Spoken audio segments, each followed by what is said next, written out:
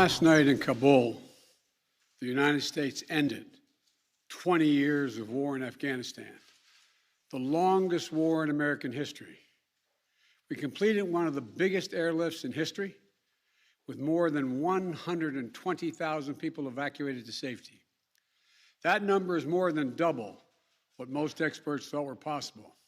No nation has ever done anything like it in all of history. Only the United States had the capacity and the will and ability to do it, and we did it today. The extraordinary success of this mission was due to the incredible skill, bravery, and selfless courage of the United States military and our diplomats and intelligence professionals. For weeks, they risked their lives to get American citizens, Afghans who helped us, citizens of our allies and partners and others on board planes and out of the country. And they did it facing a crush of enormous crowds seeking to leave the country. And they did it knowing ISIS-K terrorists, sworn enemies of the Taliban, were lurking in the midst of those crowds. And still, the women and men of the United States military, our diplomatic corps, and intelligence professionals did their job and did it well, risking their lives, not for professional gains, but to serve others, not in a mission of war, but in a mission of mercy. 20 service members were wounded in the service of this mission. 13 heroes gave their lives. I was just at Dover Air Force Base for the dignified transfer. We owe them and their families a debt of gratitude we can never repay, but we should never, ever, ever forget. In April, I made a decision to end this war. As part of that decision, we set the date of August 31st for American troops to withdraw. The assumption was that more than 300,000 Afghan national security forces that we had trained over the past 2 decades and equipped would be a strong adversary in their civil wars with the Taliban. That assumption that the Afghan government would be able to hold on for a period of time beyond military drawdown turned out not to be accurate. But I still instructed our national security team to prepare for every eventuality, even that one. And that's what we did. So we were ready when the Afghan security forces, after 2 decades of fighting for their country and losing thousands of their own, did not hold on as long as anyone expected. We were ready when they and the people of Afghanistan watched their own government collapse and their president flee amid the corruption and malfeasance, handing over the country to their enemy, the Taliban, and significantly increasing the risk to U.S. personnel and our allies. As a result, to safely extract American citizens before August 31st, as well as embassy personnel, allies and partners, and those Afghans who had worked with us and fought alongside of us for 20 years, I had authorized 6,000 troops, American troops, to Kabul to help secure the airport. As General McKenzie said, this is the way the mission was designed. It was designed to operate under severe stress and attack, and that's what it did. Since March, we reached out 19 times to Americans in Afghanistan with multiple warnings and offers to help them leave Afghanistan, all the way back as far as March. After we started the evacuation 17 days ago, we did initial outreach and analysis and identified around 5,000 Americans who had decided earlier to stay in Afghanistan but now wanted to leave. Our Operation Allied Rescue ended up getting more than 5,500 Americans out. We got out thousands of citizens and diplomats from those countries that went into Afghanistan with us to get bin Laden. We got out locally employed staff of the United States Embassy and their families, totaling roughly 2,500 people. We got thousands of Afghan translators and interpreters and others who supported the United States out as well. Now we believe that about 100 to 200 Americans remain in Afghanistan with some intention to leave. Most of those who remain are dual citizens, longtime residents who had earlier decided to stay because of their family roots in Afghanistan. The bottom line, 90% of Americans in Afghanistan who wanted to leave were able to leave. And for those remaining Americans, there is no deadline. We remain committed to get them out if they want to come out. Secretary of State Blinken is leading the continued diplomatic efforts to ensure safe passage for any American, Afghan partner, or foreign national who wants to leave Afghanistan. In fact, just yesterday, the United Nations Security Council passed a resolution that sent a clear message about what the international community expects the Taliban to deliver on moving forward, notably freedom of travel, freedom to leave. And together, we are joined by over 100 countries that are determined to make sure the Taliban upholds those commitments. It will include ongoing efforts in Afghanistan to reopen the airport, as well as overland routes, allowing for continued departure to those who want to leave and deliver humanitarian assistance to the people of Afghanistan. The Taliban has made public commitments, broadcast on television and radio across Afghanistan, on safe passage for anyone wanting to leave, including those who worked alongside Americans. We don't take them by their word alone, but by their actions. And we have leverage to make sure those commitments are met. Let me be clear. Leaving August the 31st is not due to an arbitrary deadline. It was designed to save American lives. My predecessor, the former president, signed an agreement with the Taliban to remove U.S. troops by May the 1st, just months after I was inaugurated. It included no requirement that the Taliban work out a cooperative government arrangement with the Afghan government, but it did authorize the release of 5,000 prisoners last year, including some of the Taliban's top war commanders, among those who just took control of Afghanistan. And by the time I came to office, the Taliban was in its strongest military position since 2001, controlling or contesting nearly half of the country. The previous administration's agreement said that if we stuck to the May 1st deadline that they had signed on to leave by, the Taliban wouldn't attack any American forces. But if we stayed, all bets were off. So we were left with a simple decision. Either follow through on the commitment made by the last administration and leave Afghanistan, or say we weren't leaving and commit another tens of thousands more troops going back to war. That was the choice, the real choice, between leaving or escalating. I was not going to extend this forever war, and I was not extending a forever exit.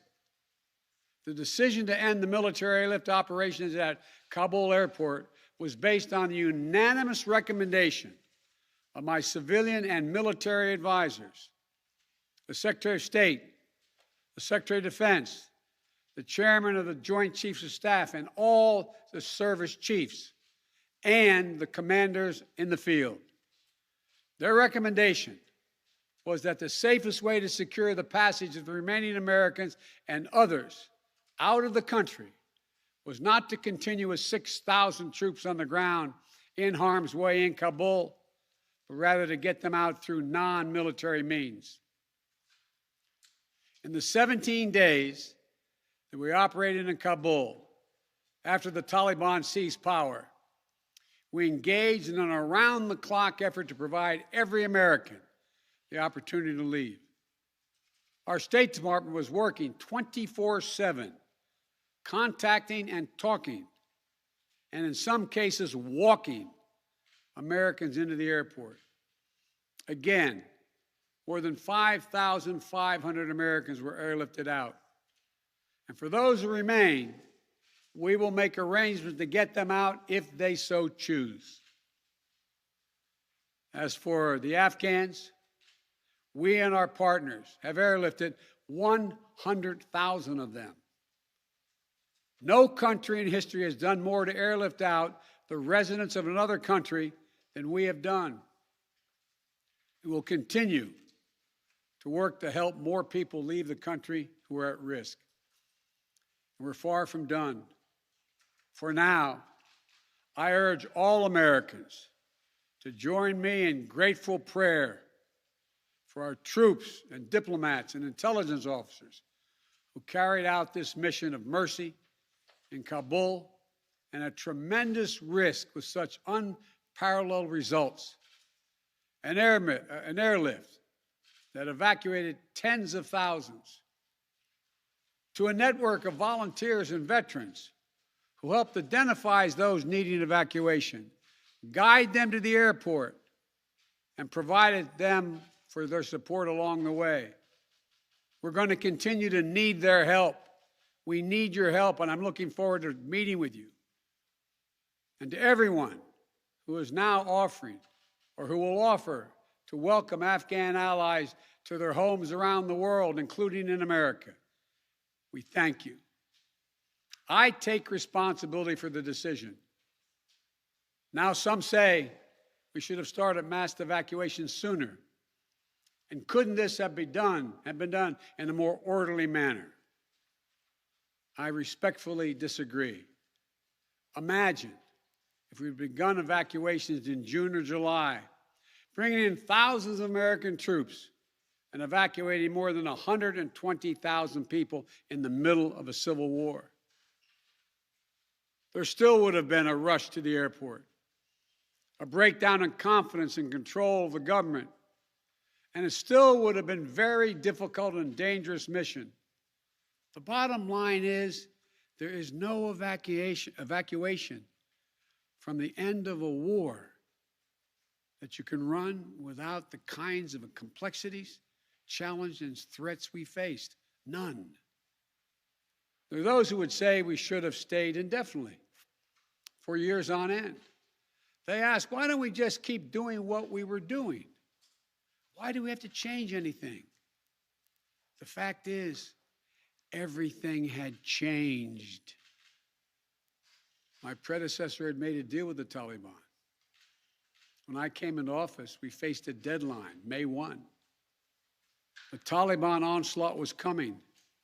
We faced one of two choices: follow the agreement of the previous administration and extend to have more time for people to get out, or send in thousands of more troops and escalate the war. To those asking for a third decade of war in Afghanistan, I ask, what is the vital national interest? In my view, we only have one: to make sure Afghanistan can never be used again to launch an attack on our homeland. Remember why we went to Afghanistan in the first place? Because we were attacked by Osama bin Laden and al-Qaeda on September 11th, 2001. And they were based in Afghanistan. We delivered justice to bin Laden on May 2nd, 2011, over a decade ago. Al-Qaeda was decimated. I respectfully suggest you ask yourself this question. If we'd been attacked on September 11, 2001, from Yemen instead of Afghanistan, would we have ever gone to war in Afghanistan?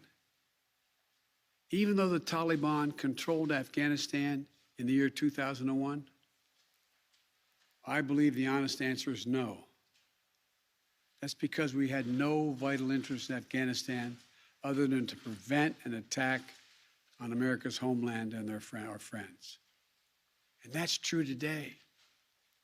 We succeeded in what we set out to do in Afghanistan over a decade ago.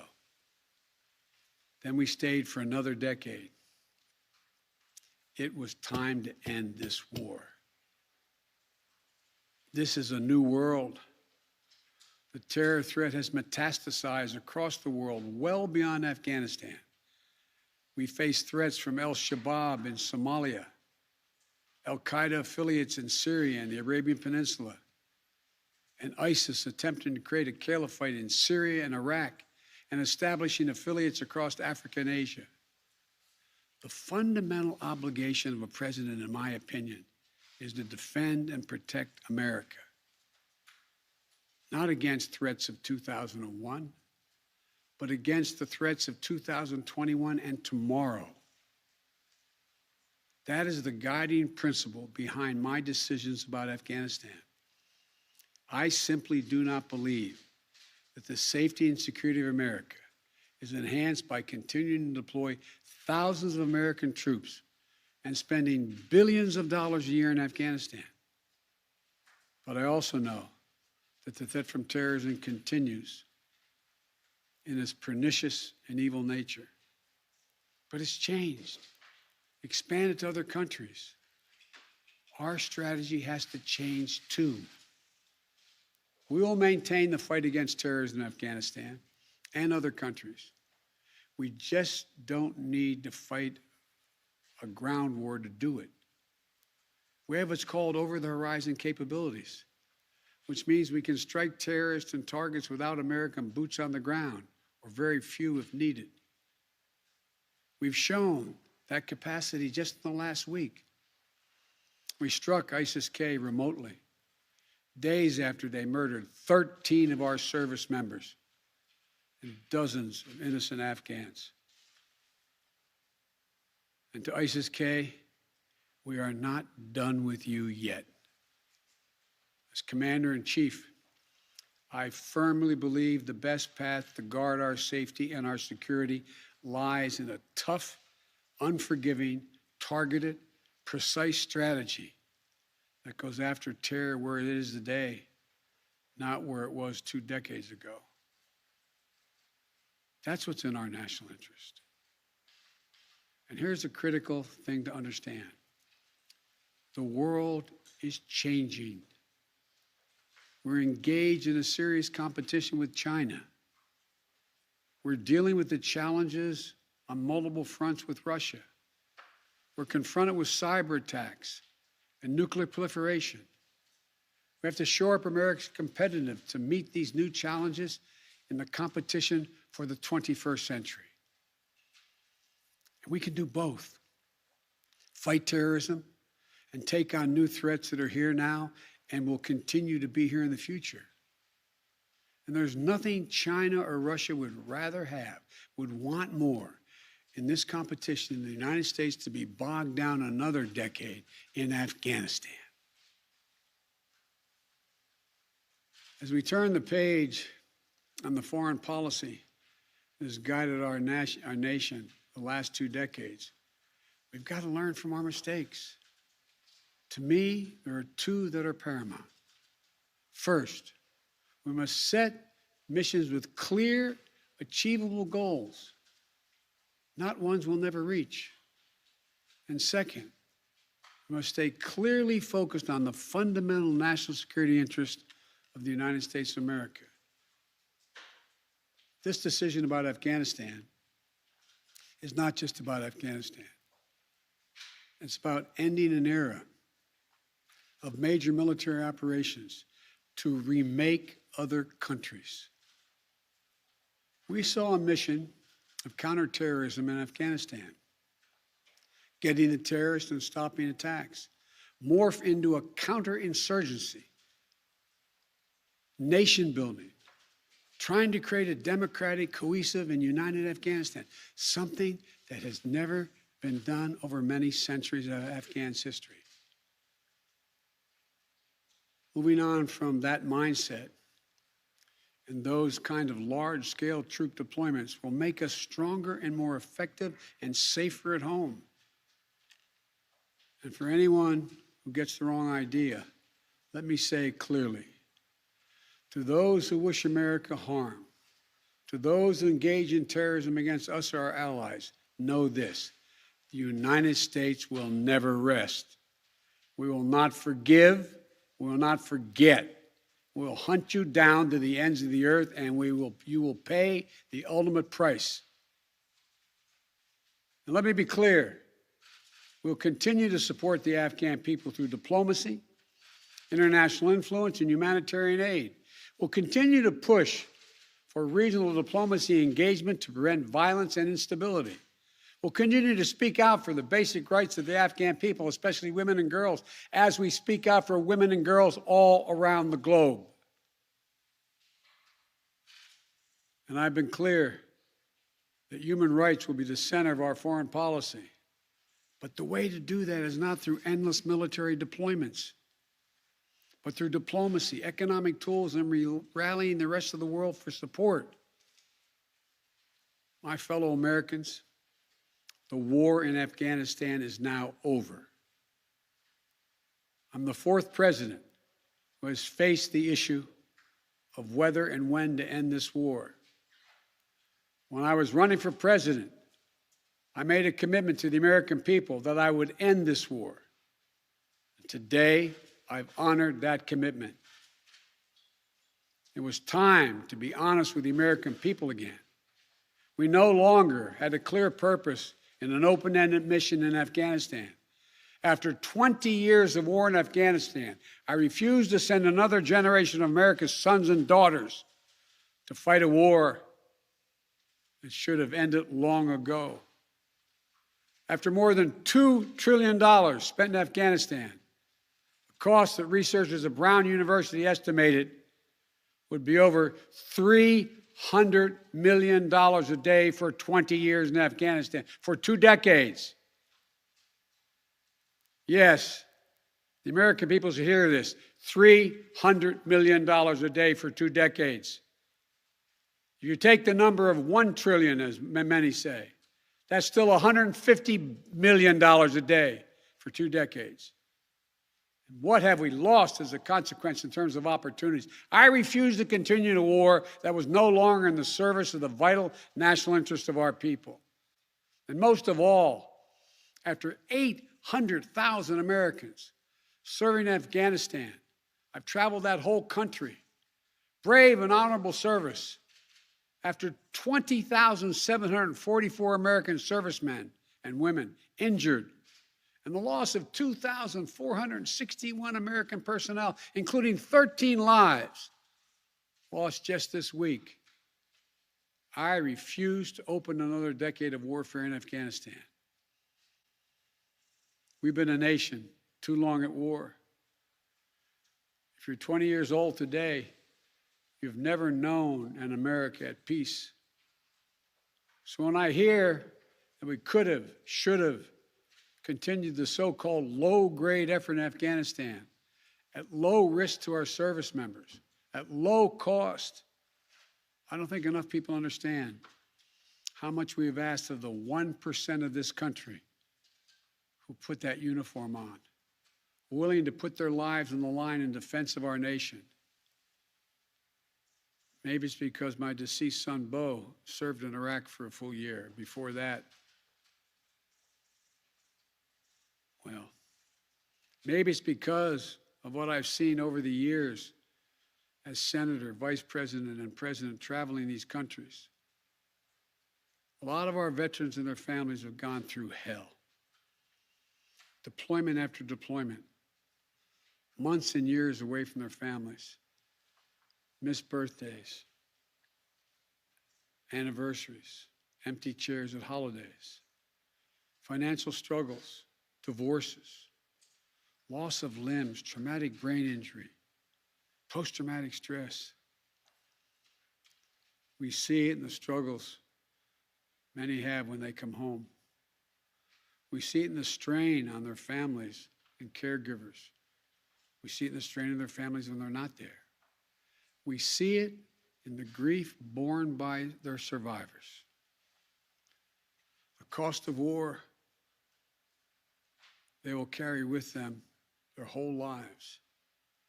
Most tragically, we see in the shocking and stunning statistic that should give pause to anyone who thinks war can ever be low grade, low risk, or low cost.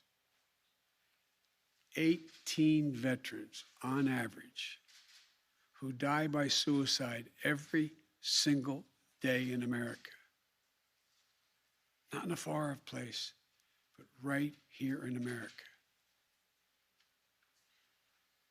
There's nothing low grade or low risk or low cost about any war. It's time to end the war in Afghanistan. As we close 20 years of war and strife and pain and sacrifice, it's time to look to the future, not the past, to a future that's safer, to a future that's more secure, to a future that honors those who served and all those who gave what President Lincoln called their last full measure of devotion. I give you my word with all of my heart.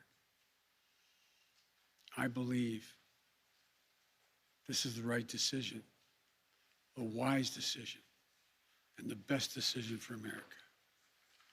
Thank you.